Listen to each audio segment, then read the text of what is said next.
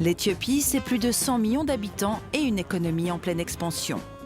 L'Éthiopie, c'est aussi la nouvelle usine du monde. Les parcs industriels poussent comme des champignons, le pays en compte déjà 6, comme celui-ci, un des derniers en date, inauguré il y a quelques mois à peine. Une seule entreprise s'est installée ici pour le moment, une entreprise chinoise qui fabrique des vêtements pour l'Europe et les États-Unis. Elle emploie 4000 personnes qui travaillent 8 heures par jour, 6 jours par semaine. Des jeunes femmes, pour la plupart. Elles viennent chercher un futur meilleur tout en fabriquant les maillots de bain qui seront portés cet été sur les plages européennes. Chito a quitté l'école à l'âge de 10 ans. Elle était domestique de maison avant d'être embauchée ici. Je suis arrivée ici et j'ai trouvé directement ce travail. C'était très facile. Ici, tout est importé de Chine, même le drapeau éthiopien. Les règles sont strictes, on se déplace en ligne, les allées-venues sont contrôlées et à chaque chaîne de production, un employé chinois pour surveiller.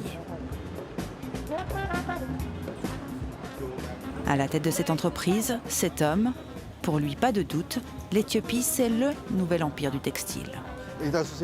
Vous savez, l'industrialisation, ça a commencé au Royaume-Uni, puis en Europe, puis aux États-Unis, puis en Asie, en Chine et maintenant en Afrique. Donc on doit suivre le mouvement. Et surtout, en Éthiopie, les salaires dans l'industrie textile sont 5 fois moins élevés qu'en Chine. Ce sont les plus bas au monde.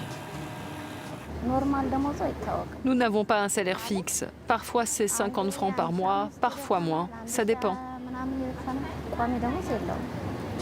Ça dépend du travail accompli. Ici, les employés sont notés. En fin de semaine, une récompense pour les plus performants. J'ai commencé ma carrière en 1984 comme ouvrier. Mon premier salaire était de 5 $ par mois. Donc ici, pour eux, ça commence mieux que pour moi.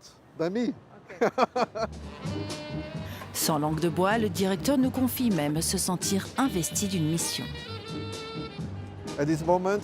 Aujourd'hui, par rapport à la Chine ou aux autres continents, c'est vrai que les Éthiopiens sont pauvres. Mais c'est justement pour ça qu'on doit venir ici et les aider à être riches. Pour améliorer leur vie?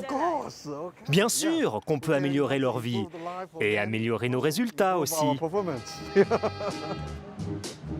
L'entreprise prévoit de doubler le nombre de travailleurs en Éthiopie d'ici 5 ans et de délocaliser dans le pays la moitié de sa production.